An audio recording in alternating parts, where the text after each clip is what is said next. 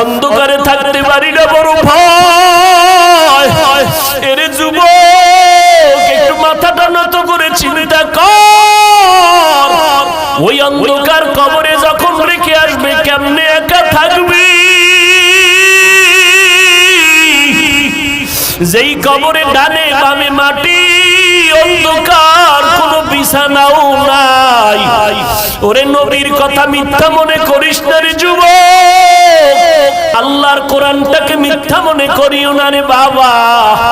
লক্ষ লক্ষ নবীরা মিথ্যা কথা বলেন নাই, লক্ষ লক্ষ সাহাবায়ে কেরাম মিথ্যা বলতে পারেন না, কোটি কোটি উলামায়ে কেরামরা মিথ্যা মনে করতেন, বলতে পারেন না। ও যুবকেরা, আমাদের তো কোনো আমলই নাই।